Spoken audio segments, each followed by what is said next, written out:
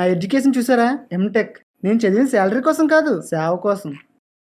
సేవకి చదువుకి సంబంధం ఏంటనుకున్నారు కదా? అదే లాజిక్. 10th చదివి సేవ చేస్తే సమాజంలో పెద్ద వాల్యూ ఉండదు. అదే ఎంబీబీఎస్ చదివి సేవ చేస్తే ఆ అట్రాక్షనే వేరు.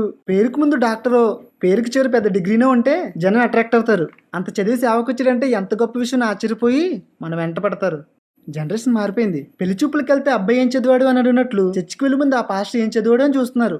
జనరేషన్తో పాటు మనం కూడా మారకపోతే జనంలో గుర్తింపు తెచ్చుకోలేం. బ్రదర్, మీరు మీ చర్చిలో బోధించేటప్పుడు 10th సిలబస్ ఏమైనా చెప్తారా? అంటే మ్యాథ్స్, గ్రామర్ ఇలాంటివి ఏమైనా? ఆహా, అవెందుకు చెప్తాం?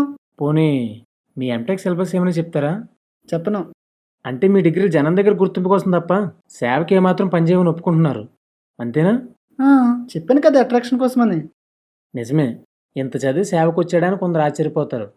ఒకవేళ ఎవరైనా వచ్చి ఇంత చదివి జాబ్ చేసుకోకుండా సేవకు వచ్చావేంటయ్యా అన్నారంటే ఏం చేస్తారు? మీ సేవ మానేసి జాబ్ చేస్తారా, లేక మీ డిగ్రీలు వదిలేసి సేవ చేస్తారా? చూడండి బ్రదర్, యేసుక్రీస్తు శిష్యుల్లో చాలామంది చదువుకొని వాళ్లే. మన ముందు తరాల్లో అద్భుతమైన సేవ చేసిన వాళ్ళు చాలామంది కూడా చదువుకొని వాళ్లే. పెద్ద చదువులు చదివి సేవకు రావడంలో తప్పులేదు, కానీ తమ చదువును బట్టి గర్వించడం, తమ విద్యార్హతలు చూపించి జనాన్ని ఆకర్షించడానికి ప్రయత్నించడం మాత్రం ఖచ్చితంగా తప్పే. ఎవరెంత చదివినా బోధించాల్సింది బైబిలే, సహాయం చేయాల్సింది దేవుడే. మీ బీటెక్లు, ఎంటెక్లు అందుకు పనికిరావు. బైబిల్ డిగ్రీలు కావచ్చు, లేక మామూలు డిగ్రీలు కావచ్చు. తనని హెచ్చించుకోవడానికి కానీ ఇతరులను ఆకర్షించడానికి కానీ పేరు చివరను రాసుకోకూడదు. డిగ్రీలను అవసరానికి వాడుకోవాలి, కానీ ఆకర్షించడానికి వాడకూడదు.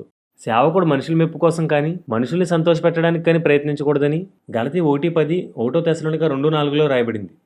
సో మీ పాయింట్ నెంబర్ 2 వాక్యానుసారంగా లేదు. మన డిగ్రీలను ఆకర్షించడానికి వాడుకోవచ్చని మీ వాదనకు వాక్యాధారం ఏదైనా చూపించగలరా?